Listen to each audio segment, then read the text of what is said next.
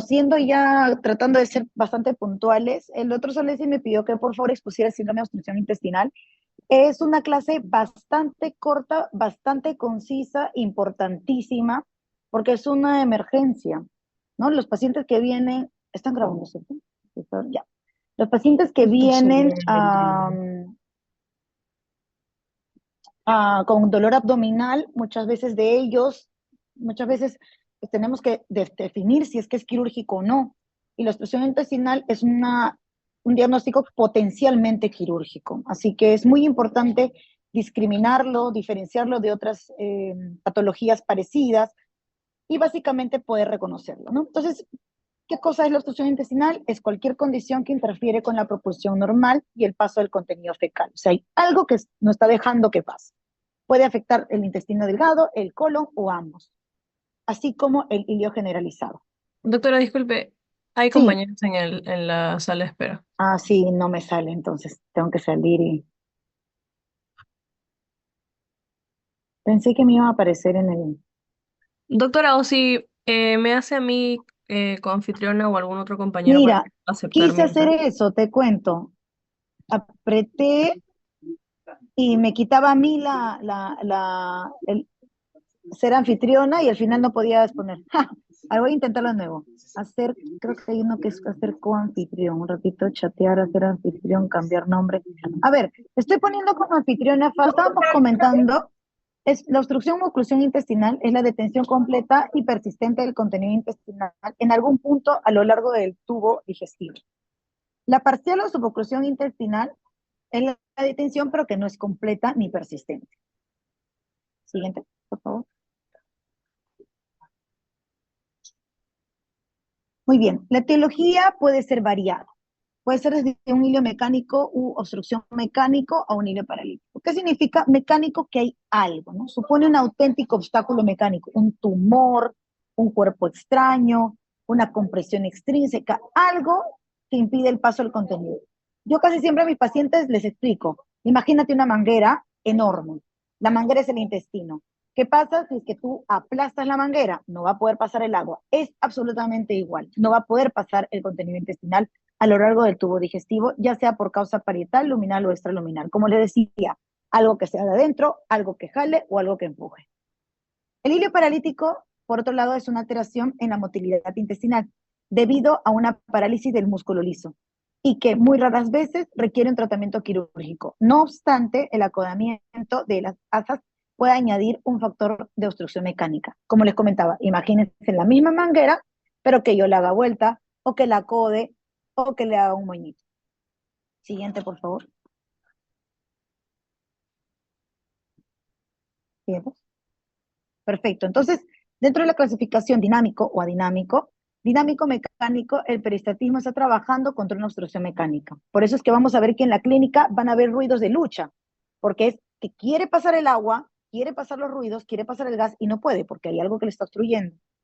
En cambio, en el otro, en el adinámico funcional, el resultado de la atonía del intestino con pérdida del peristaltismo normal en ausencia de una causa mecánica, es decir, que no es que haya un tumor, no es que haya una compresión extrínseca, simplemente que no está funcionando bien, o puede estar presente en una forma no propulsiva, como por ejemplo una oclusión vascular mesentérica o una pseudoobstrucción, que significa que no es que haya algo intraluminar, no es que haya algo mecánico, pero no está irrigando bien, por lo tanto no puede funcionar bien, no hay el presentismo adecuado y por tanto no hay esa propulsión.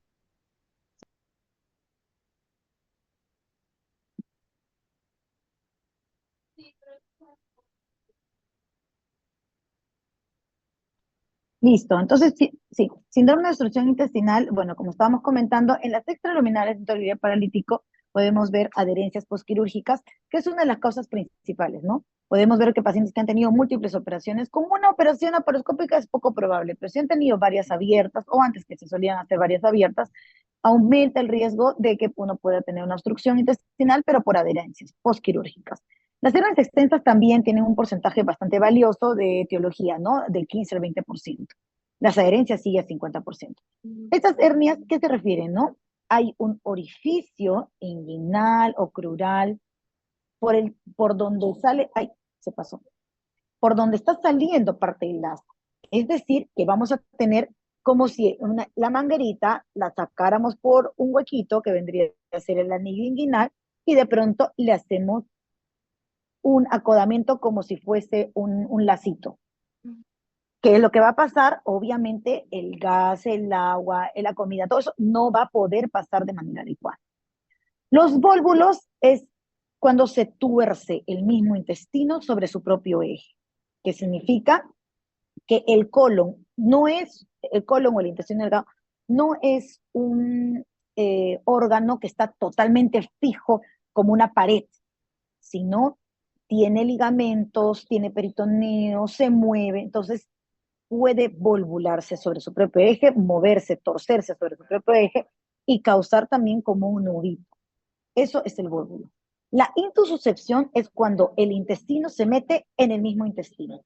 Y la causa principal de estas patologías suelen ser pólipos. ¿Por qué? Porque un pólipo pediculado, hace que el mismo lumen se pueda meter dentro del mismo lumen. Entonces, quiere decir que imaginemos que a la manguerita parte se le aplasta y se mete de nuevo a la misma manguerita. Obviamente tampoco va a poder pasar el contenido fecal, ni aire, ni agua, ni nada. Las masas extraluminales básicamente son por tumores, abscesos o masa inflamatoria. Eso quiere decir que puede ser un tumor de páncreas que esté, por ejemplo, comprimiendo parte del duodeno, o un tumor de ovario que esté prácticamente comprimiendo, puede ser parcial o por completo, el colon cercano al ovario. Muy bien, podemos pasar, por favor. Entonces, dentro de las etiologías, como estábamos comentando, las adherencias está a la cabeza. Si me preguntan cuál es la causa principal, bridas y adherencia. 50% probabilidad de que sea eso, pero en el contexto de un paciente multioperado. Y la hernia umbilical es otra de las causas que puede ser el 15%. Entonces, extraluminal. Siguiente, por favor. Dentro de la etiología, el hilio mecánico, intraluminal está el hilio biliar. ¿Qué significa? Un cálculo de la vesícula, sale de la vesícula, se va por el colédoco, va al intestino y hace todo su camino al intestino. La. ¿Dónde se atraca? En el ilion. ¿Por qué? Porque el ilion sirve como un pequeño pase más delgado al ciego. Entonces, como es más delgadito y cálculos grandes que pueden haber fistulizado al intestino o que pueden haber pasado por el mismo colédoco de gran tamaño, pueden quedarse atascados en la parte del hilo. Eso es el hilo biliar. Es una causa poco común de obstrucción intestinal, pero es clásica en la clínica. ¿Por qué? Porque el paciente va a venir obstruido, pero debe haber tenido un antecedente de dolor en hipocondrio derecho, típico de una colecistitis aguda, y de pronto, de repente ha estado amarillo, de repente estuvo histérico, el dolor se dio porque fistulizó y ¡plup! Hizo la obstrucción intestinal a las horas o a los días. Esa es la clínica clásica y ustedes la pueden deducir solamente por la historia. Obviamente, el diagnóstico final me lo va a poder dar una tomografía, que prácticamente pues en la ecografía no se va a ver nada, una tomografía viendo la obstrucción justamente en el hilo, ¿no? ¿Qué cosa es el besoar? Qué interesante. Hay personas, bueno, la mayoría con problemas psiquiátricos, que tienden a comerse sus pelos. Esa tricomanía de comerse sus cabellos pueden ser propios o de otra persona, pero normalmente son propios por la ansiedad. De repente alguna de nosotras nos hemos sacado el cabello, lo hemos tirado de ansiedad, pero no, hay personas que se lo comen. Y el cabello no es digerible. Así que pasa, se acumula y causa obstrucción. ¿Por qué? Porque se forma una masa que parece un tumor, pero llena de pelos en el estómago. Parasitosis también puede ser cuando hay parasitosis, pero obviamente masiva, la acumulación de estos parásitos pueden ocasionar obstrucción. un cuerpo extraño, básicamente dependiendo si es que yo me lo he tragado, ¿no? Por algo, o si es que me lo he colocado por el recto, ¿no? Que también a veces suele pasar. La impactación fecal también es una causa de obstrucción. Personas que están estreñidas crónicamente, lamentablemente la falta de cultura, ¿no? Hace que de repente no vayamos al doctor a tiempo, todo eso pensemos que está normal y llega un punto en el que ya el paciente no va a botar platos, no va a alimentar platos y al momento del tacto rectal vamos a sentir una masa, esa masa, pero es blanda, saca uno y efectivamente ve que en el dedo de guante hay heces. Y las heces obviamente han sido gracias a una impactación fecal. Tumoraciones, que es una de las causas también bastante comunes, especialmente las tumoraciones del mismo colon. Dentro de las causas C, parietal, están también las neoplasias, están las alteraciones congénitas y los procesos inflamatorios, que obviamente son en menor variedad. Siguiente, por favor. El síndrome de obstrucción intestinal de parte etiológica de hilio mecánico, como hemos visto, puede ser intraluminal o parietal. Entonces ahí podemos ver que, por ejemplo, puede ser intraluminal, ¿no? Que forme una estenosis, o extraluminal, que sea una compresión. Continuamos, por favor. Dentro de la etiología mecánica, como ya hemos comentado anteriormente, el bridaje de adherencias es más del 50% de las veces. Las hernias cumplen un rol también bastante importante por lo que hemos comentado, las neoplasias que también ya lo hemos dicho, los vólvulos que también ya les he explicado, y otras de las causas, por ejemplo, son la enfermedad inflamatoria intestinal. Dentro de esta enfermedad inflamatoria intestinal está la enfermedad de Crohn y la colitis ulcerativa. ¿Cuál es la que me puede causar mayor, otra vez entrada Fiore?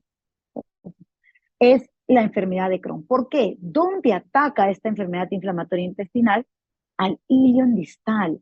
La tuberculosis, ¿dónde ataca? La gastrointestinal, claro, ¿no? En el ilion distal. ¿Y qué hemos dicho del ilion? Que es más delgadito. Y luego el lumen del colon aumenta. Entonces es una zona que fácilmente se puede obstruir. ¿Por qué? Porque aparecen úlceras en la enfermedad inflamatoria intestinal, aparecen pseudopólipos. Y las úlceras cuando se cicatrizan, ¿qué pasa? Retraen. Entonces disminuyen el lumen. Dentro de las obstrucciones de intestino grueso, tenemos las de cáncer a la cabeza, cáncer de colon, que es bastante común, está dentro de los 5 primeros cánceres a nivel de Perú. La enfermedad diverticular, que muchas veces la misma enfermedad sola no me va a causar obstrucción. ¿Por qué? Porque los divertículos son agujeritos. Imagínense un queso que tiene huequitos, igualito. Imagínense que el queso es el intestino, el colon, y los huequitos son los divertículos. A través de la colonoscopía es que esos huequitos los vamos a ver. En la tomografía también se puede hacer. Pero ¿qué cosa es lo que me causa obstrucción? No me causa los divertículos, me causa los cuadros de diverticulitis. Esos cuadros de diverticulitis crean masa. ¿Por qué? Porque al inflamarse los divertículos, entra una caquita, se inflama y todo se pegotea. Eso crea una masa. Eso sí puede causar obstrucción intestinal. Dentro de las otras causas están los vólvulos, que ya lo hemos comentado, y hernia, impactación fecal, enfermedad inflamatoria, como ya lo hemos comentado. Siguiente, por favor.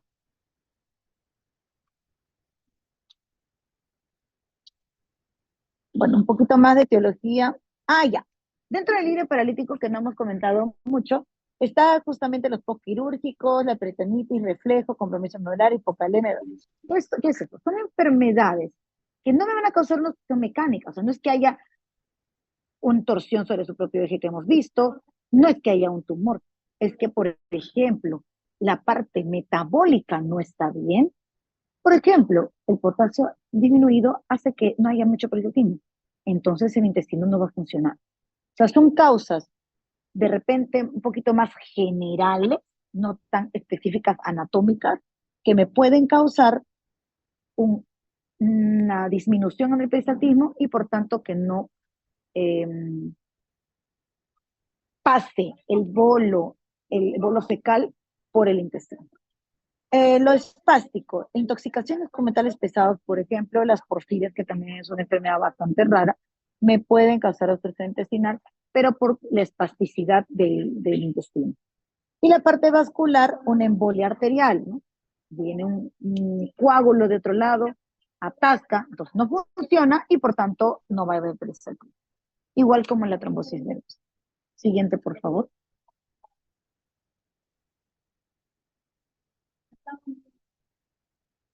Ajá. Dentro de la fisiopatología, como podemos ver, está la acumulación de gas y de líquido. Por eso es que nosotros, al momento, cuando examinamos a los pacientes, sino que tenemos ruidos hidroaéreos. ¿Por qué hidroaéreos? Porque hay agua y hay aire. Esta acumulación la vamos a poder también, a través de una placa radiográfica que lo vamos a ver a continuación, esos niveles. ¿Por qué? Porque no debería haber, todo debería fluir, ¿no? Es como una manguera. Si yo tapo la manguera, el agua no va a poder pasar. Pero si es que no está llena la manguera de agua y también hay aire, voy a poder ver los niveles hidráulicos. Esta acumulación de gas más líquido, más la ausencia de motilidad, es lo que me va a causar uno de los síntomas principales, que es la distensión. Esta distensión va a causar pérdida de agua y electrolitos, más bien me va a causar oliguria y hipotensión por una deshidratación. Va a haber un vómito reflejo, porque ¿qué pasa? Si yo la manguera la piso, no va a poder pasar el agua, se va a regresar igualito. No va a poder pasar la comida, no va a poder pasar el aire, va a retornar y me va a dar náuseas y vómitos. Luego también puede causar edema, estasis venoso, por tanto isquemia, una disminución de la absorción y una mayor secreción y aumento del perímetro de la presión intraabdominal con hipoventilación. El hecho que tampoco pueda tener, gracias, que no pueda pasar con facilidad todo esto, va a generar retención también de las bacterias. Las bacterias de la comida. Y las bacterias van a fermentar más la comida y por tanto van a producir más gas. Van a proliferar las bacterias porque van a estar en un medio súper hábil para empezar a proliferar. Y esto va a causar traslocación bacteriana y por tanto una posibilidad de sepsis. Siguiente, por favor. Dentro de las causas según edades, un poquito más de las causas, ¿no? Como ya hemos comentado, en neonato también pueden haber otras cosas, como el hilo meconial y la enfermedad de Hirschsprung. No va a ser razón de exposición, pero básicamente la enfermedad de Hirschsprung es ya un problema con los plexos nerviosos de la zona del recto especialmente. Eh, de entre 2 y 24 meses, todo lo anterior, más indominación, que ya les expliqué. Dentro de los adultos jóvenes, hernias, enfermedad inflamatoria intestinal y adultos, que son la mayoría de pacientes con los que vienen con obstrucción intestinal, bridas, adherencias, hernias y neoplasias.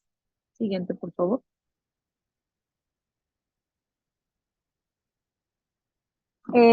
Ahora sí, vienen los síntomas cardinales. Es casi imposible tener una obstrucción intestinal sin dolor. El síntoma cardinal es dolor y el dolor no va a ceder. Ay, que me he puesto iotina, pero no me ha hecho nada. Ay, me he puesto tramadol y no me ha hecho nada. Correcto, no me va a hacer nada porque la manguera sigue taponada. Entonces, si no va a poder pasar, el dolor no va. Así le me pongas tramadol, así me ponga iosina, el dolor no va a ceder. Distensión abdominal, como hemos comentado, todo se va a quedar, todas las heces intestinales se van a dilatar y va a haber distensión. Vómitos, porque si no pasa, no hay peristaltismo, todo se va a retornar y va a haber náuseas y vómitos. Ausencia de emisión de gases y heces. La misma lógica. La manguera va a estar atada, no va a poder pasar el agua, no va a poder pasar el aire. Por tanto, la ausencia de flatos es lo que tenemos que preguntar al paciente. El paciente no va a venir y va a decir, ay, por si acaso tampoco estoy tirándome mis peditos, ¿no? Porque obviamente el paciente nos va a decir, no estoy eliminando flatos, no te lo va a decir, tú le tienes que preguntar. Ay, ves al paciente distendido, ves al paciente que tiene mucho dolor, de repente ha tenido ya 3 operaciones previas, 3 cesáreas previas, y tú dices, claro, lo examinas todo y de pronto, ¿y bota pedito? No, eso es clásico, porque puede haber eliminado, puede ser que el paciente esté estreñido y te diga, ah, pero no, yo siempre estoy estreñido. Así que lo que se tiene que preguntar es la eliminación de flatos. Muy bien, siguiente, por favor.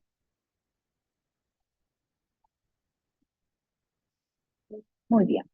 El dolor es la localización inicialmente generalmente en mesogastro y luego se puede generalizar, tanto que hasta pueden generar irritación peritoneal.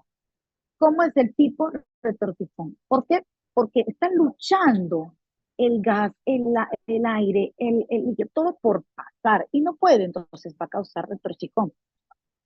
Puede ser continuo, sí, dependiendo de la causa, ¿no? De la obstrucción. La distensión abdominal, la distensión abdominal, consecuencia de la distensión de las asas intestinales, también es algo muy clásico en las obstrucciones intestinales. Siguiente, por favor.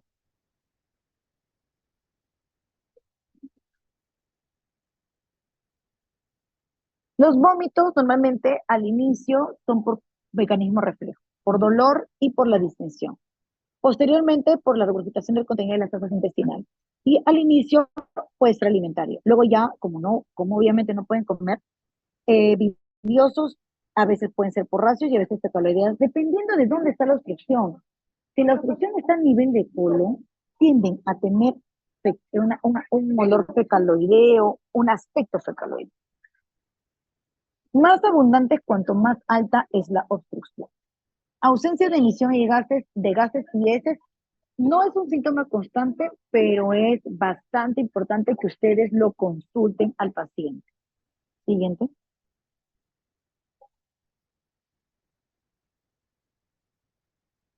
Va a ser importante preguntarle al paciente? Antecedentes quirúrgicos previos. Mientras más operaciones y más engorrosas hayan sido, como una laparotomía exploratoria, etcétera, más riesgo de que hagan providas y adherencias.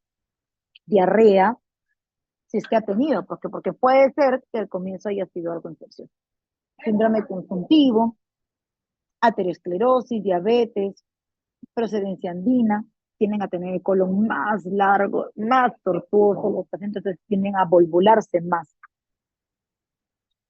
Procedencia andina, litiasis biliar, ¿no? Por lo que comentaba que se podía salir el cálculo fiscalizando y quedarse en el hilio. Trastorno de la personalidad, bridas y adherencias, ¿no? Hipocalemia, neoplasias, isquemia mesentérica, cetoacidosis y volvular, son las posibilidades también. O de repente se han tenido alguna antecedente de este. Siguiente. Fabia, por si se apaga la reunión, entramos en el mismo link, por favor, ya, porque me acaban de avisar que solamente faltan 10 minutos. Pero como no tenía la extendida, ya entramos al mismo, ¿ok? Ya, doctor, está bien. Gracias. Dentro del examen físico, entonces, en la extensión general, obviamente siempre vamos a ver si el paciente está deshidratado, las mucosas secas, porque tiende a deshidratar bastante la función intestinal. Las funciones vitales, obviamente podemos encontrar al paciente hipotenso, porque como hemos comentado, se va a estar deshidratado. Facies dolorosa, sinosización que ya comenté. En abdomen vamos a encontrar un abdomen distendido. Cicatrices operatorias tenemos que buscarlas. Y tenemos que, al momento de la palpación, buscar masas, ¿no? De repente, al momento de auscultar, ver si es que hay cada 6 o 7 minutos los ruidos, o una reptación, que es lo que el paciente a veces siente que como si una culebrita le... Justo ayer tuvimos una paciente que cuando duerme, y los gases se pueden mover porque yo a veces siento que se mueve, ¿verdad? Esa es la reptación, que lo que el paciente siente que tuviera como gusanitos. Los borborismos es lo que el paciente escucha. Los ruidos hidroaéreos normalmente los escuchamos con el estetoscopio, pero si es que el paciente lo escucha sin necesidad son los borborismos. Cada 30 a 40 minutos en el intestino delgado y cada 6 a 7 minutos en el intestino delgado. Muy bien. Seguimos. Entonces, en la auscultación, acá viene lo importante. Justo lo que estamos adelantando un poquito, los borborismos, los ruidos de lucha. ¿Por qué? Porque quieren pasar la obstrucción y no pueden. ¿Cómo son los ruidos de lucha? Son aumentados en cantidad y tonalidad metálica. ¿Qué significa? Que ya no lo voy a escuchar, sino que más metálico. Va a haber una disminución de la intensidad y silencio abdominal posterior a la obstrucción. Por ejemplo, si tengo un volvulo de sigmoides, en el lado derecho voy a escuchar, o sea, en todo el mi abdomen derecho voy a escuchar ruidos, pero de lucha probablemente. Y en el lado izquierdo no voy a escuchar. ¿Por qué? Porque está el volvulado. ahí va a haber un silencio abdominal. Así que por eso es bien importante referir exactamente en dónde los ruidos cerebrales son normales y en dónde no. Y dentro de la percusión, el timpanismo. ¿Por qué? Porque va a haber distensión de las fosas abdominales de aire y por tanto va a haber timpanismo. Siguiente. En la palpación superficial podemos tener dolor abdominal difuso, signos de irritación peritoneal, con sensibilidad localizada, especialmente en la zona de la obstrucción, sensibilidad de rebote y defensa muscular involuntaria dependiendo de la causa de la obstrucción. En las profundas, en la superficial, en la palpación profunda podemos ya palpar, valga la redundancia, masas abdominales, neoplasias, abscesos, invaginaciones, etc.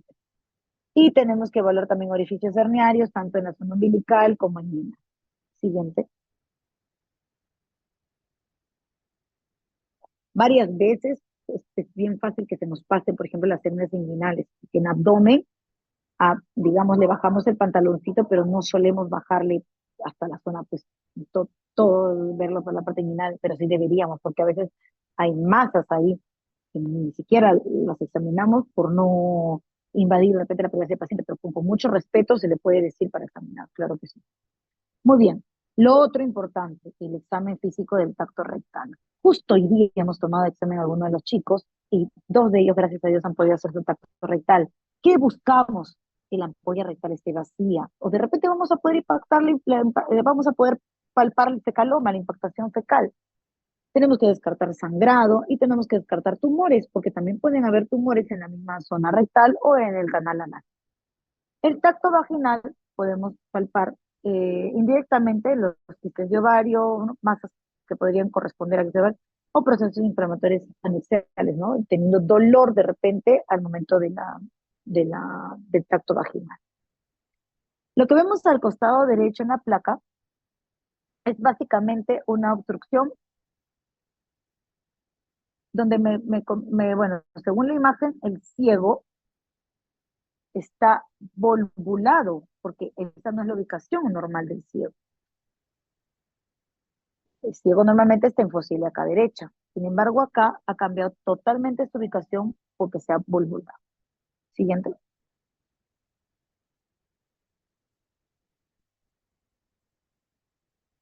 En el laboratorio, en el hemograma, voy a poder encontrar leucocitosis con desviación izquierda por la misma proliferación de las bacterias que le estaba comentando, hemoconcentración por la deshidratación.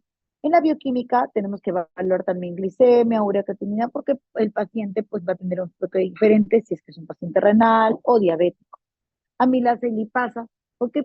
Porque las pancreatitis agudas a veces se pueden confundir mucho con los procesos intestinales. ¿Por qué? Porque también hacen ilio. Entonces, no tengo ruidos hidroaéreos, tengo bastante dolor abdominal,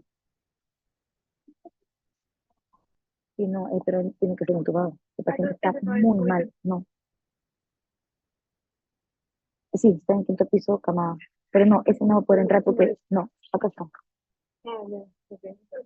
No, no va a poder ser. Por eso le he puesto con apoyo anestesiológico, pero estar incluido. Porque se puede incrementar en, por ejemplo, procesos neoproliferativos como linfomas. Los linfomas, donde aparecen, también pueden aparecer en el ilio o en el yeyuno. Y también pueden ser causa de obstrucción intestinal. Seguimos, por favor. Disculpen mi introducción. La gasometría arterial, a lo que le llamamos AGA, ¿no? Que ya muchos de ustedes han estado ahí viendo cómo lo sacan o de repente ya han podido sacar, nos va a ayudar a ver el estado ácido base y los electrolitos. ¿Por qué? Porque como hemos comentado, los electrolitos van a ser bien importantes. En una procolemia puede haber medio paralítico. La radiografía, yo me atrevería a decir que va a ser lo primordial que nos va a ayudar a decidir si el paciente por lo menos está en una solución sí o no, dependiendo del cuadro clínico. La radiografía de abdomen simple va a poder ayudar a ver los niveles hidroaéreos, distensión de esas intestinales y aire subdiafragmático, que vamos a verlo a continuación. La radiografía de tórax me va a poder ayudar a ver si está perforado, porque si hay aire subdiafragmático, signo de perforación. Siguiente. El hilo mecánico, vamos a poder ver esas proximales distendidas por retención de líquido y gas, los niveles y reducción o ausencia de gas y materia fecal en el colon. En el paralítico vamos a poder ver gas y líquido tanto en el intestino delgado como en el grueso, distensión gástrica y ácidos intestinales uniformemente dilatadas. Siguiente. Creo que eliminé las imágenes, creo. Ahí está, muy bien.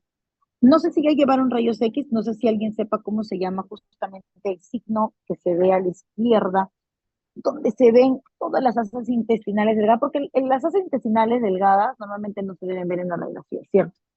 Pero hay entidades donde sí, pues las obstrucciones.